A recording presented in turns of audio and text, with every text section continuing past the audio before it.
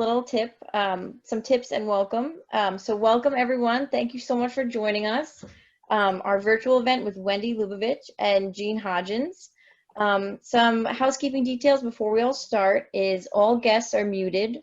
You will remain muted throughout the duration of this event. For optimal viewing, you can use Zoom view functions in the top right corner of your screen, and you can select speaker view so that our author is always highlighted on your screen. Whoever's talking will be portrayed right in the center.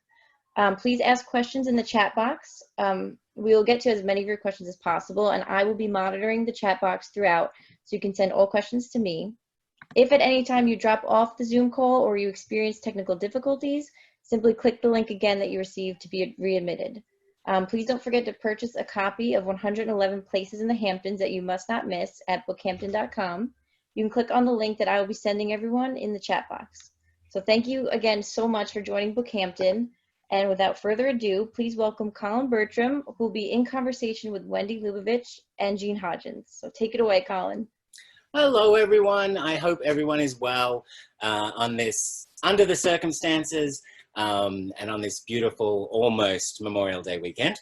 Thank you. It's really, we really appreciate you joining us for this. Of course, we would much prefer to be in the store and to see your lovely faces in person, but fingers crossed soon enough, we'll be back. We will be back.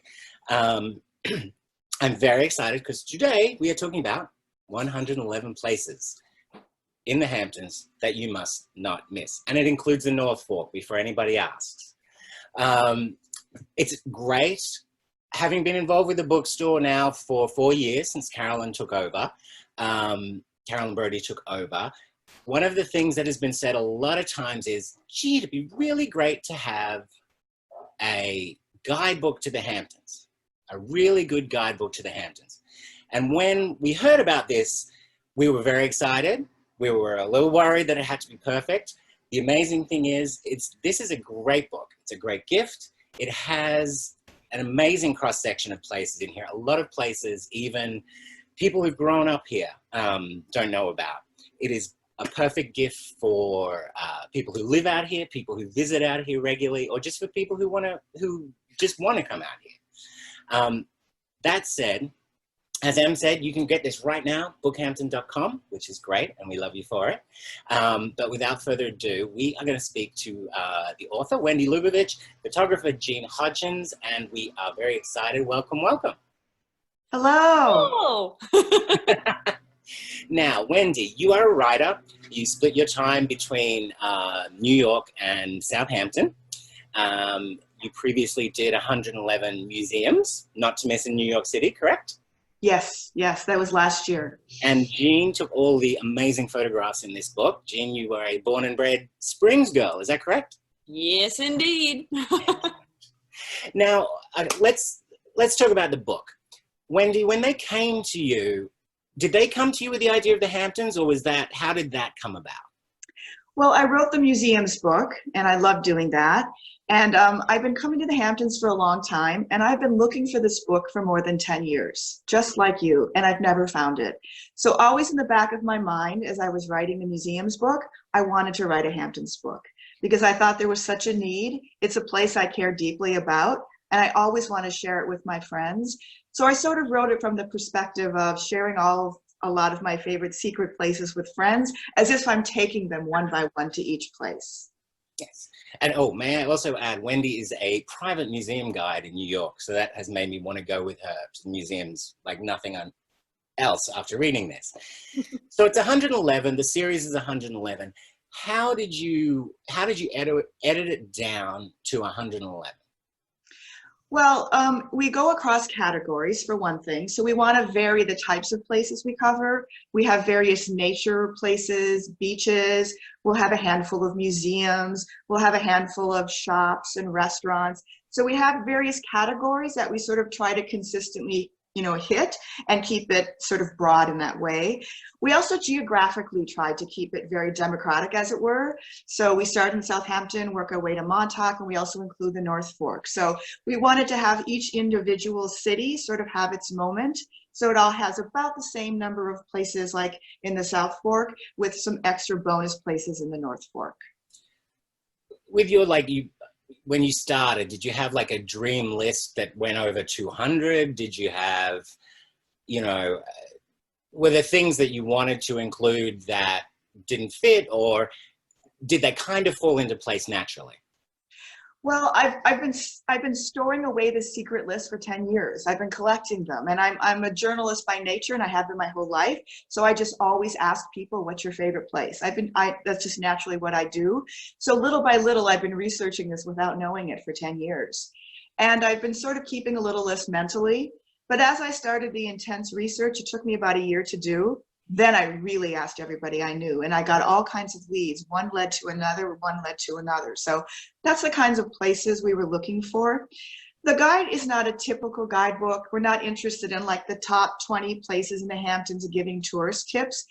We're really interested in sort of unlocking the character of a destination, hidden places, secret destinations, little pockets, that sort of thing. If there's a place that's well known, like the Parish Art Museum, we handle it instead of a big way, we handle it in a small way. So for the Parish Art Museum, I took a private tour of the architecture with the director, Terry Sultan. So she walked me through and told me, this is the reason it looks like this. This isn't the reason it looks like that. So when it's a big place, we go small. Mm-hmm. And that's very evident when you read the book. A lot of the place you talk about, it feels very granular. You really do feel like you are learning something about this place and the people involved, and there are voices, and that's really great. At the same time, there are bigger things as well, like wildlife reserves, and you go as broad as to, you know, offer up like Sag Harbor architecture as one of the things you must not miss. In terms of finding that balance, was that easy? Was it? To me, I think what I'm getting at is how easily did this fall together, that in terms of the places of, you know, what surprised you as someone who's been coming out here for a long time? It sort of fell together by itself, but it took some doing. So the list was much bigger than in 111 places, and we needed to winnow it down. So I couldn't cover 15 beaches or state parks. So I tried to figure a couple of experiences that I thought were the most special.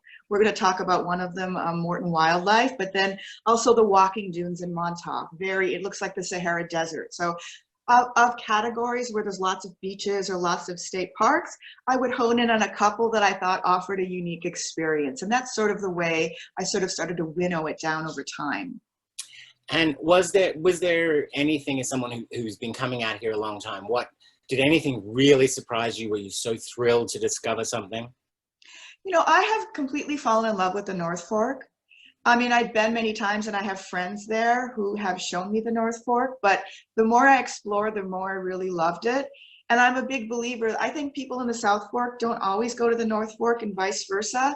And I'm hoping that this book will be kind of a bridge, so we all get to know each other a little bit better.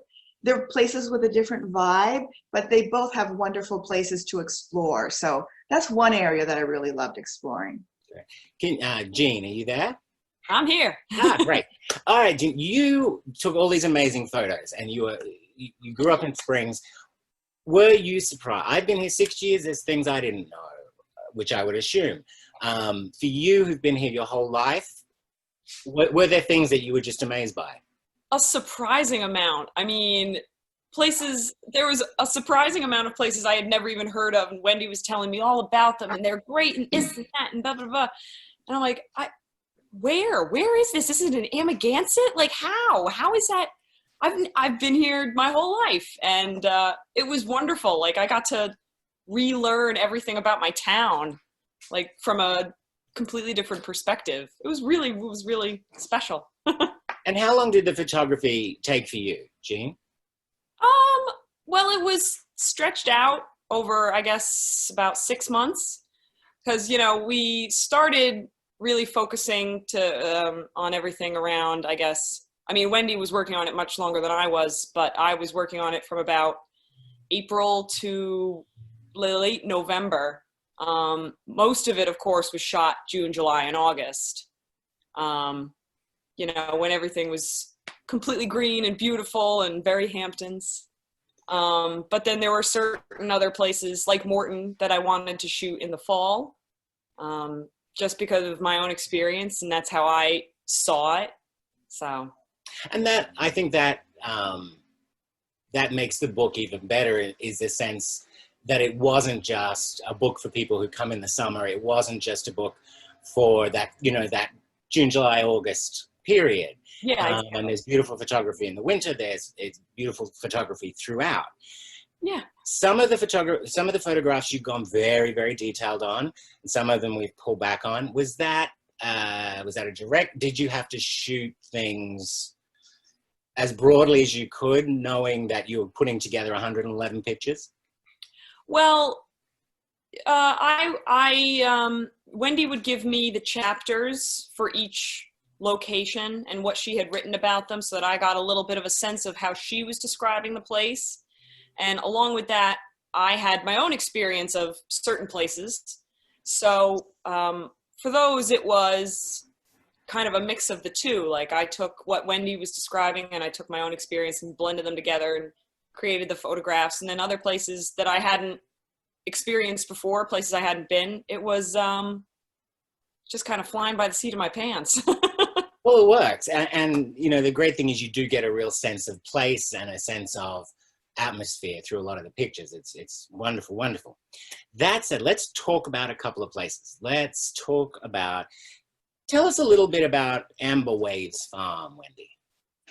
Amber Waves Farm is in downtown Amagansett, and it's a nonprofit farm. It's run by two female farmers, which I love.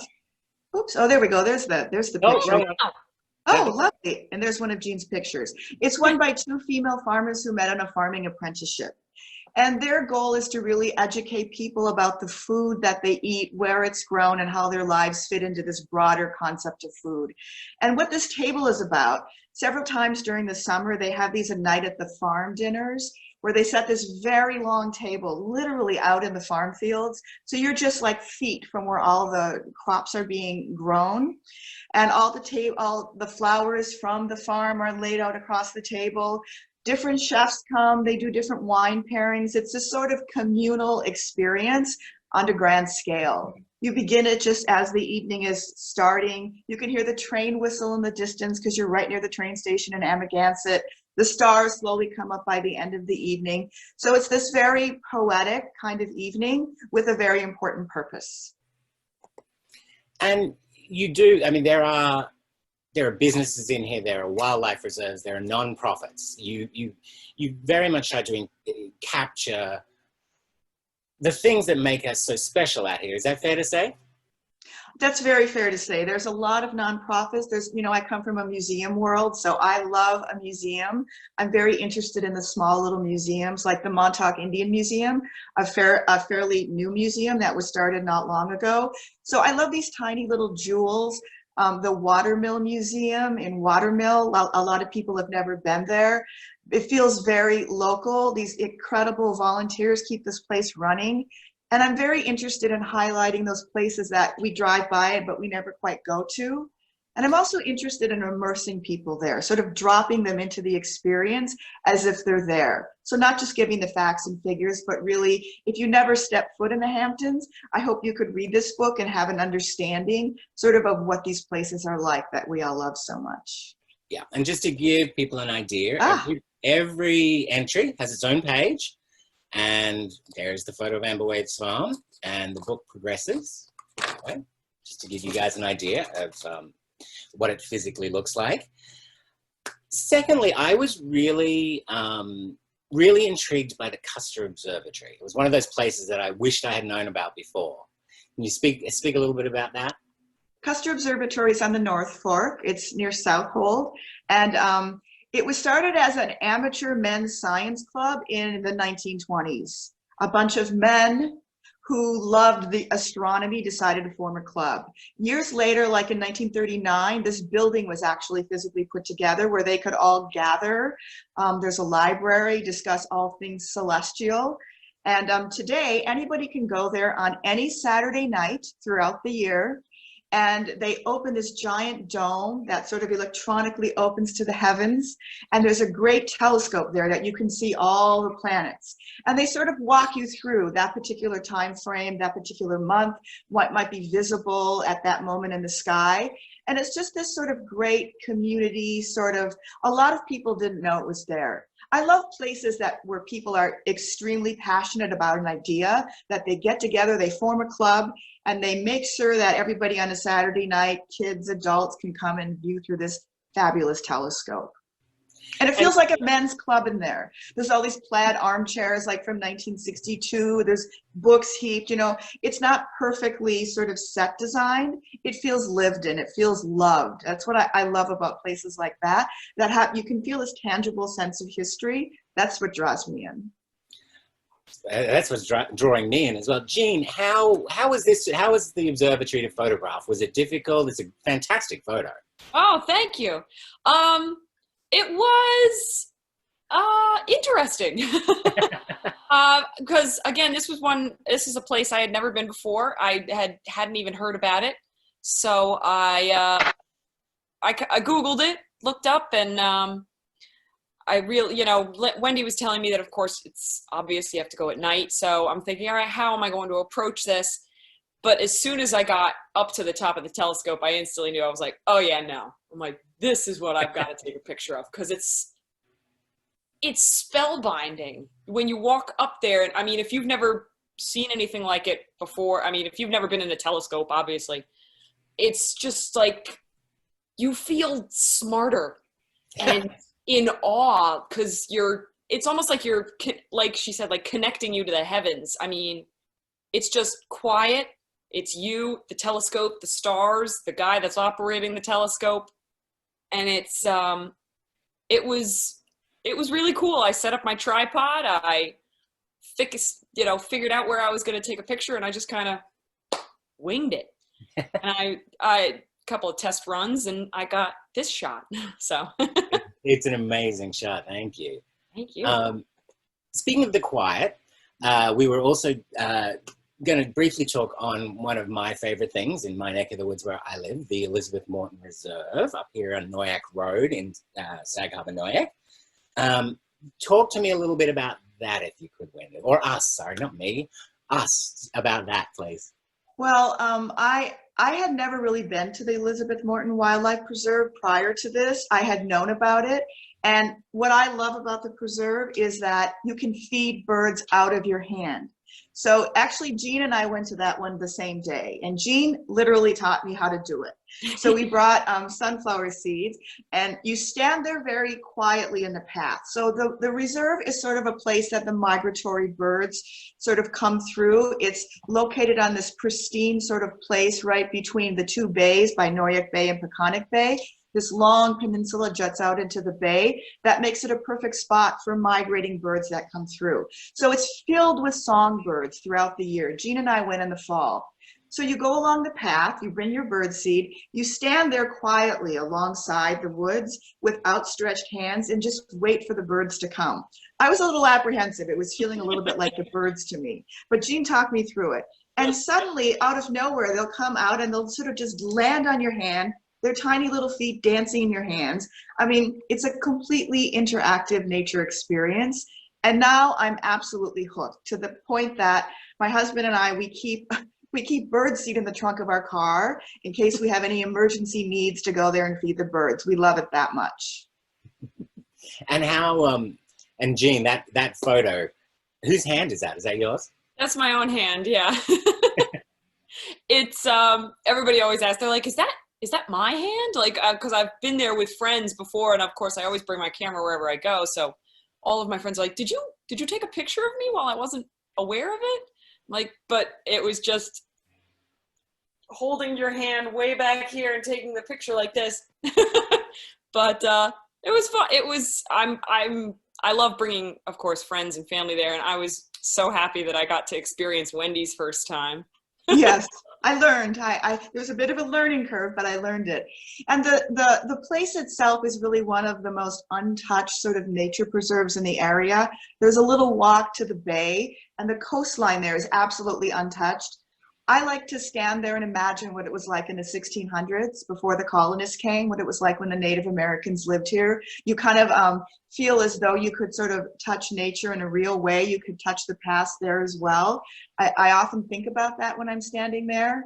And it's very privileged to be standing in this piece of land that has been preserved for all these generations. It was given in the 1950s to the U.S. Fish and Wildlife Service. So we have the Morton family to thank for this. It's quite extraordinary. It is absolutely beautiful. And it was interesting because as this was approaching, obviously we're living in a time where going out is not always the easiest. There's a lot in this book that is available still, which I think is amazing, and it's great. And, you know, whether it's the walks, the things like that.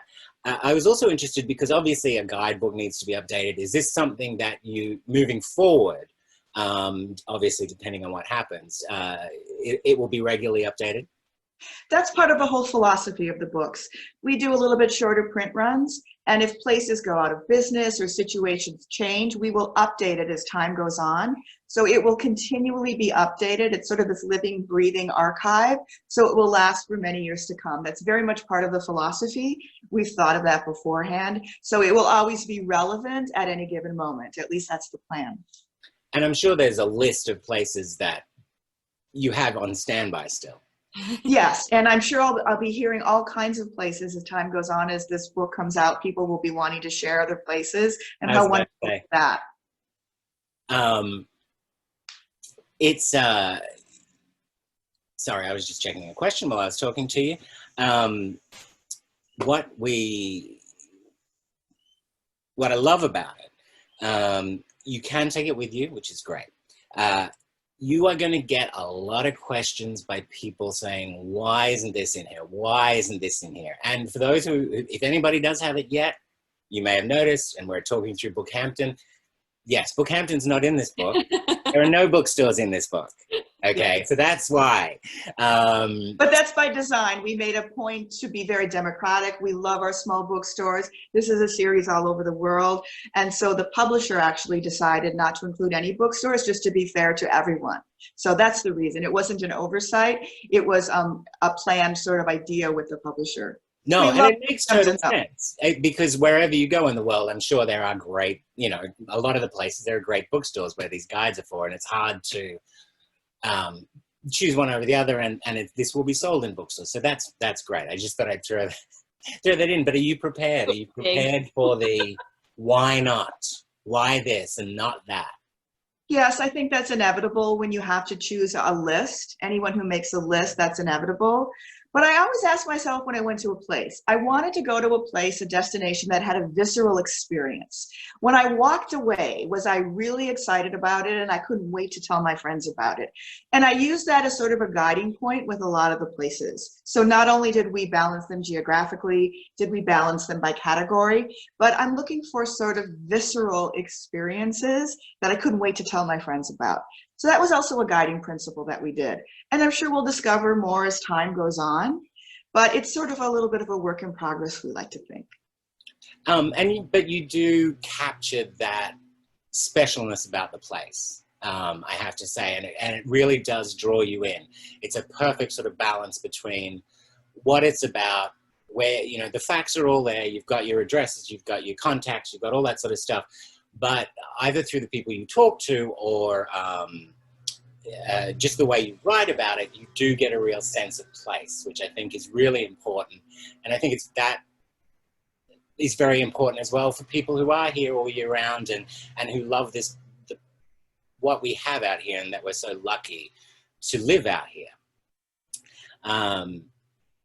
Let me check. We've got some. Yes. Helen Harrison. Wendy is asking. Hi, Helen. Hi, Helen. Hi, Helen. We love Helen. Helen said, did you personally visit them all? Oh, absolutely. I wouldn't write about them if I didn't visit them. Absolutely. And the Pollock Krasner House, which Helen is part of, is one of my favorite places, absolutely, in the book. I'm an art person, an art history person. And when you talk about having a visceral experience, I have an absolute visceral experience in the studio where Jackson Pollock and Lee Krasner did their work, and also in the farmhouse where they lived. Have that one. Okay. From Cindy. Hello, Cindy. Hello from Texas. Cindy's calling in from Texas. Hey. Hey. Thank you for joining us. Wendy, do you have a favorite place in the book, or is it too difficult? It's difficult. You know, this is the book designed to kind of digest in little bits and use throughout the year. I mean, I'm a person who comes to the Hamptons year round. I love it in the dead of winter. I love it in the hottest summer days. So it kind of, it's what's happening at the moment. Like today, I would love to go to Meadow and walk around the garden, or Longhouse and walk around the garden there, because spring is happening and all the flowers are just beginning. So it's very seasonal, what I'm in the mood for. And we're hoping that that will kind of quench what you're in the mood for seasonally as well. We have pictures in the dead of winter on purpose in this book to show that it's just as beautiful and just as wonderful in the quote off season. Some of my favorite moments have been in winter here. Yes. You know, in January and February, when you have the place to yourself. Just preferably not when there's like 3 feet of snow on the ground. Yes. That's a different kind of beauty. Yeah. You get to appreciate it from inside. I have a follow-up question for you, Jean, from Cindy. Did you have a favorite place to photograph? And I'm going to add on, do you have a favorite photograph in the book? Well, I shouldn't admit this because I love them all, but I have to say I really, really loved photographing at Deep Hollow Ranch, if only just because I'm an equestrian. So I got to go for a beach ride, and so I'm a little prejudiced. I got to go for horseback ride, so of course that's going to be a little bit above everybody else. And Deep Hollow Ranch is a place where you can ride a horse along the beach. I mean, that's amazing. Yeah, it's so special. It's been out here. I mean, I think it was, Wendy, you're better with the historical facts than I am, but I'm pretty sure it was the first cattle ranch in America. Exactly. That's what they say. That's where the cowboys started, they say. Yeah. Cowboys in New York. Who'd have thought? Who would think? And Jean, is there an image? Is there a favorite? Do you have a little soft spot for one of them? I think I have to have a soft spot for 67 Step Beach, actually, because it's on the North Fork. I've been there a couple times before, and it's just, growing up out here, of course, I love the ocean. I love the beach. Yeah. And it's the first picture in the book. And whenever I'm there, it's a quiet experience where you've got this beautiful vista and 67 steps down to the ocean. It's like, or to the sound technically, but it's just, it's a really special place. And so it's a little bit of a soft spot for me. Somebody asked, is the Watermill Center in the book? And I can say, yes, it is, because I've got it in front of me. I will give you just a quick, obviously, I'm not going to reel off 111. The Art Barge is in there, Beale and Bell on the North Fork, our favorite Big Duck, Camp Hero, Cooper's Beach, the Dan Flavin Art Institute, the Flying Santa in Southampton, the Fish Farm. What else have we got? Green River Cemetery, Herrick Hardware, the Jewish Center, Liar's Saloon, the LVIS Thrift Shop, Montauk Lighthouse, the Orient Country Store. I could go on, but I will not. It's just never ending. And it's great. Okay, let me have another question. Wendy, were there any, this is from Elena, hello. Was there any specific business owners that stand out to you? Ooh, good and this is funny because we talked maybe about a person you're going to mention that we talked about yesterday, perhaps. I don't know. Oh, who did we talk about? Paul. What? Paul Vogel. Oh, we all love Paul Vogel. So Paul Vogel is like a Renaissance man who lives in East Hampton. And what he is, he's like a Renaissance bookbinder. So he has this exquisite atelier attached to his house in the Hamptons Woods. And I went and I was able to get a tour of it one day. And there's all these beautiful leathers, these beautiful marbled papers along the walls, these tools. And he does these, he makes these beautiful handmade leather covers for some of the most important people in America. I mean, Ralph Lauren is a customer, Martha Stewart is a customer, Candice Bergen, Oprah Winfrey famously has all of her first editions done by Paul. And he's just a great guy. He's also a sailor at Breakwater Yacht Club.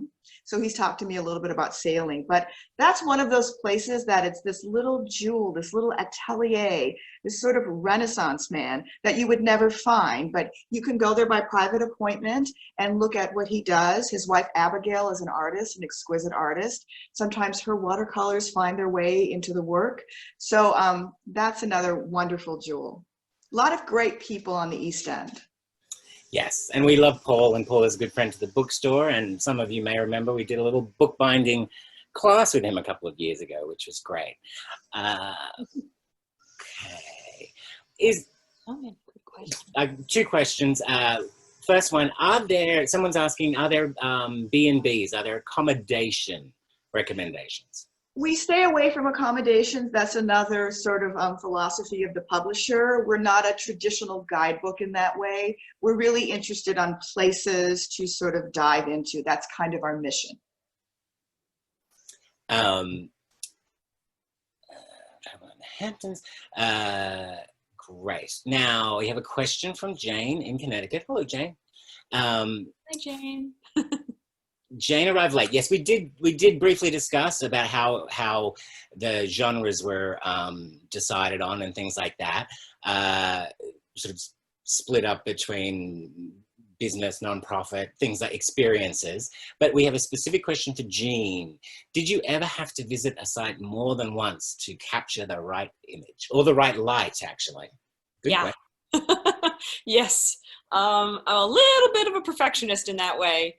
That, once I got the locations and where I had to shoot, I had a general idea of what kind of a picture I wanted to take. So let's say it was Amber Wave's farm. If I was shooting them in the morning, like I went there one morning and I shot a couple things over here, over there, and I was just like, maybe the light, I'm like, the light is a little too strong. I'm like, I'll come back in the afternoon.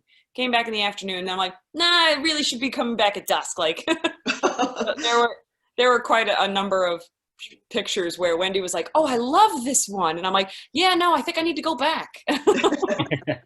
and I did. And That's what I love about Jean. She was very disciplined. She was very devoted.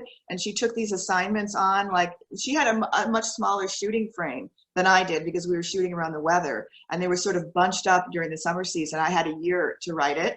We had a shorter, tight shooting schedule. So that was a little difficult last summer to sort of get all of these places in a timely fashion, but we did it. Yeah. And I was, you wake up one morning and you're like, this is it. I'm going to shoot the big duck today. And you look outside, you're like, and it's pouring. Great. Super. A question from Amal in Minnesota. Hello, Amal. Minnesota, nice. Amal's curious if any personal place gave you a hard time about being in the book. Maybe a funny story. Did someone say, oh, we don't want to be included in a guidebook, or really, us? Everybody was cooperative, I have to admit. Nobody said I didn't want to be in the guidebook. People really wanted to be in the guidebook. This is a small community with a short business season. And we know at this particular moment in time that how important it is to have visitors come through the door, especially all the nonprofits, little museums that I do, nonprofit farms. So people were actually quite excited to be in the book. And I think they were glad to be chosen. So it was so great to meet all these people. We've got a question about restaurants and places to eat. And are restaurants and places to eat included in the book? Yes, we do have some restaurants in. And I try to find restaurants that uniquely sort of seem to evoke something about the Hamptons. Oftentimes it's a place that has an historical element to it, like Shippey's in Southampton. I like Shippey's because it's a little quirky. I'm very drawn to quirky. It's a place that I think is uniquely Southampton. It feels like an old supper club. It hasn't changed during time. You order the dinner and it comes with salad, potatoes, and entree all together, included in the price. It's so 1950s that way. I love it. So I'm drawn to that kind of place. We did the lobster roll, but we talked about the sign for the lobster roll, lunch, and how it used to say luncheonette. So I tried to kind of focus on not the trendy restaurants necessarily, but the ones that had a little bit of a uniquely Hampton sort of historical vibe, Candy Kitchen, that sort of thing. And it's the other thing about the book, it's not like you must see A, B, C, D, E in this order and things like that. You mentioned it before. It's a pick, you can drop in and out of it. There's a lot of things, and a lot of things, like you said, a little bit of history and stuff like that, whether it's the lobster sign, whether it's that kind of a thing. You very much can recognize these places, and it reminds you there's a lot more to it than we probably know. Is that fair to say? I think that's really fair to say. And that was part of it. I think people connect with a place if they know the history, at least I do. And if you know what came before, you understand your place in it at the moment. And so a lot of the places go back and talk about, you know, like the whaling industry in Sag Harbor. For the Whaling Museum in Sag Harbor, instead of covering all the highlights, we went very granular, and we talk about just a little scrimshaw in the museum, which is where the sailors at night on the whaling ships would take whale bones and teeth and very delicately sort of put these images onto the whale bone and then etch them with ink. So that's a tiny thing you might miss, and that's the way we handle a bigger place. Oh, there we go, voila. Yes. I love those. I mean, I find those so moving. You know, being out a ship at sea during the whaling industry was very dangerous. They were out for a very long time, and at night, I would imagine they're going stir crazy. And I like to imagine them sort of, you know, these beautiful, delicate little images, sort of so beautifully done. So that connects me to the time, and it connects me to the place. We have another, oh, this is a good question. Did anyone try to bribe you to get into the book? No, nobody bribed me. Oh, come on. No, I don't think people knew, you know, in a big scale that we were writing this book. So we would just reach out to certain people. So no. Jean, did anybody bribe you? Don't say it if they did. No, I'm kidding. Yeah, no one was bribed. No one was bribed in the making of this book. Travis from Atlanta. Hello, Travis in Atlanta. Woo, Travis. What places took you deepest into the research rabbit hole? Can you share an example of what made it so fascinating that it was challenging to curb your excitement for researching it? Let me think about that. I'm not sure. I did a lot of research on all of them, I'd have to say. But, you know, I really love Atlantic Avenue Beach, which is a very, you know, cool beach where there's frisbee tossing, sort of people hanging out during the day. It's a very cool beach in Amagansett, but people don't realize that during World War II, Nazi sailors actually came ashore. And they sort of rowed a little dinghy boat to the shore, and they buried explosives in the sand. So I did a fair amount of research on that and how it happened. A Coast Guard worker actually spotted one of them and radioed back. They managed to somehow get back into New York, but a couple of them turned themselves in, and they were later apprehended. But I love the idea that you're sitting on this bucolic beach in Amagansett, having this wonderful weekend time in the Hamptons, but yet you understand that there's a lot of history there. You understand the things that happened before. So that's one of them that I really enjoyed researching. We have a question from Jennifer. Hi, Jennifer. Are there local artists in the book, and where to buy local art? We didn't really focus on local artists, again, because that's a whole rabbit hole. Where do you go? But we did focus on artists who have since been deceased and their ateliers or their museums. Like the Dan Flavin Institute in Bridgehampton, we focused on that. Dan Flavin was an artist. This is a DIA organization. Dan Flavin was an artist who worked with fluorescent light. He literally made sort of these environments with fluorescent light. That's a jewel in the Hamptons for sure. Obviously, the Pollock Krasner House is a studio that we can go in where our history was made, literally. The D'Amico atelier, their home rather, in Amagansett, that's another one where you see where they lived and worked. Mr. D'Amico, he was the educational director at MoMA, And so he lived out here and he developed the art barge. You can go into his home and see his wife, who was also an artist. You can see her found construction pieces. You can go up in his studio and see it. So we more focused on artists who have gone on before and the legacy that they left behind. But there is just kind of to like interject there, the chapter about springs, I don't think it was mentioned, the Fisherman's Fair. Just to answer that little question, I mean, Fisherman's Fair, it's like the first Saturday in August in Springs, and it has a huge amount of local artists that go and they sell their art. There's a woman there who literally paints fish, like takes a fillet of fish and paints it and then puts it on paper and sells it. And it's just like cool, like local art. It's like, it's very Springs, and that's like, we're a very artistic community out here. So absolutely. Yes. And had to give my Springs a plug. Good. Of course, the Springs is awesome. We love Springs. There is a question about COVID-19 and the impact. Now, Wendy, this was originally the publication date, correct? Yes. So COVID-19 definitely came after the book had been put to bed. So that was a bit of a surprise. And, sadly, a lot of the places right now are not open. But I think that they will open slowly over time. And I think now's the time to sort of read the book now that we're home, kind of immerse you in these places to visit. And I think these places will need our support more than ever. So many nonprofits, so many little museums. And I think, if we can raise awareness at this moment of time, then maybe we've done a little bit of good.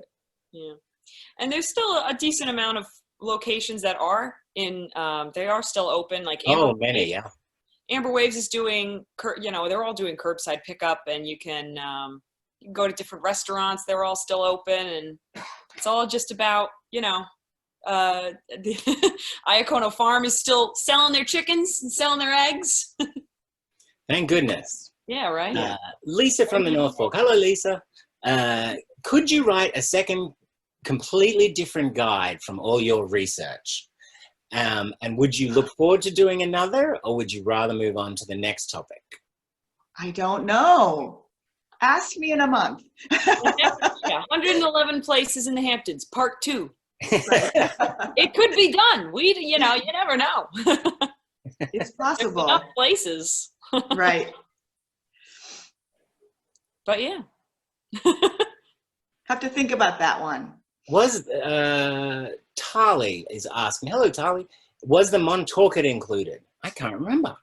No, the Montauk was not included. We did Murph Tavern. Yes. I know. So we had to make choices. We did Murph's Tavern, which is sort of like a secret house party. That's sort of the way I wrote about it.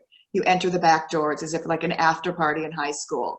So I love that one too. But as we said, this is kind of a living, breathing document. And as things perhaps close or destinations change, we can slowly sort of update it, and we'll do that regularly. Or we'll put that in 111 Places part 2. Exactly. And then the next one. 222 would be a big book.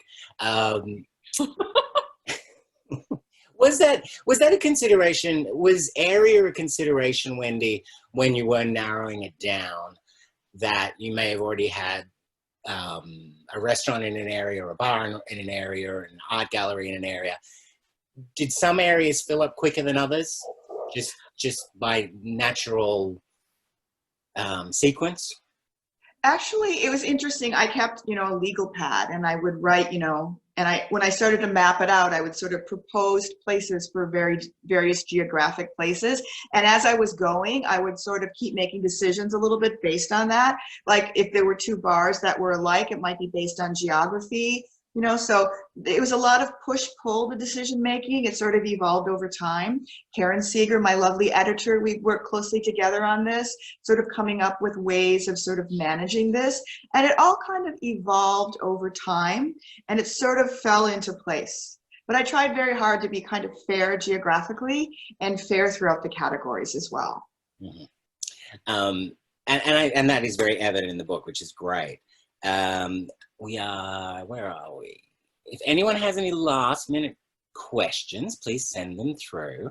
If you had to tell me one place I should really go this Memorial Day weekend, Wendy, where should I go? This Memorial Day weekend, well, the Southampton Arts Center, they're doing a drive-in. So it's COVID-friendly programming is going to be happening this weekend. They're doing a drive-in at Cooper's Beach. They're showing Raiders of the Lost Ark. Did you know this? Isn't this a great idea? I'm very excited. That sounds amazing. Isn't that amazing? So they're adapting. And, so we're talking about some of these wonderful places doing programming in this time. Another one I really love is Guildhall. And you can talk to an expert. You can talk to the staff of Guildhall. You can register to talk one-on-one with the curator, the director, or whomever from the staff. You can pitch a project. You can talk about your artwork. You can talk about an idea for Guildhall. So it's this sort of one-on-one dialogue. I think it's interesting and very creative the way many of these organizations have sort of maintained this. The Pollock House has had the educator walk through with a laptop and one-on-one do tours with youngsters, with adults, and walk through the studio and walk through the home. So it's very interactive that way. The parish does Friday night sort of wonderful events as well that are live. So these places are still very much going on in this moment, and that's really wonderful to see the creativity that they put into managing this particular moment in time. Jean, what should I do this weekend? Oh, eat good food. Because there's so many places out here that, like, now a lot of places are that for Memorial Day weekend, it's usually their big debut anyway. So I know the Lobster Roll, I think they opened up last weekend for the first time. They'll be open. Durier's Lobster Deck out in Montauk, they're open. Of course, I'm choosing places with a lot of lobster rolls. I'm a little prejudiced. I love lobster rolls. Well, it's that time of year. It is that time of year. It just feels like summer. It's a potato roll and lobster meat. Like, so... Especially today, it's so warm outside. I hope everyone got outside a little bit if they could. Well, I know I am definitely going to the Morton Reserve this weekend. Because you are? Oh, good. And you have inspired me. You have absolutely inspired me, and I'm going to go. And Jessie and Em at the bookstore, they're always raving about Morton. So I've been, but I'm going again. I was just about to say, have you never been? Oh, I've been, yes. I might have to go and, like, photograph you from 6 feet away. No, I've been before, but you've inspired me to go again, especially this time of year, because there's just so much going on in terms of nature. Any more questions? No, we are good so far, and we are almost done. Look at that. Wow. An hour flies by. Time flies when you're having fun. Thank you. Is there anything else you want to say, or Jean? Thank you guys for supporting us throughout this whole journey. It's been quite the adventure. I'm seeing everybody clap and wave. Thank you, and thank you for the beautiful pictures. Wendy, anything? And I want to say that it was an absolute privilege to write this book. It was really a dream assignment for me to be able to go to all these places and discover all of them, meet all these wonderful people. It was really an incredible assignment. I loved every minute of it, and I hope the enthusiasm comes through in the book. Oh, I've got another late question. Tell people, what is the 100 Places Challenge? Oh, the 111 Places Challenge is something the publisher does. And they challenge people who buy one of these guidebooks to try and visit all of them. Oh, really? Not in a day or not in a week, but over a period of time. So, and then people collectively can kind of go online and talk about it. So that's what the challenge is. Well, I think it's definitely, I will not be doing it in a day, but I'm definitely going to be working my way through my copy. Thank you so much, Wendy Lubovich, author, and Jean Hodgins, photographer of 111 Places in the Hamptons that you must not miss, including the North Fork. Thank you very much for tuning in, everybody. We really appreciate it. We miss you all in the store. Thank you for supporting BookHampton through this time. We look forward to seeing you back in the store as soon as we can. Go online. You can grab this right now at bookhampton.com. And we will look forward to catching up with you all soon. Maybe next update. Yes, or maybe in the fall. We'll talk about fall and winter places. Yes. Thank you, Colin. Lovely. Thank you. Jean. Thank you, Have Wendy. a great Thank you, weekend, Jean. everyone. Thank you so much, everyone. Have a good weekend. Happy Memorial Day. Yeah. Thank you. Bye. Bye.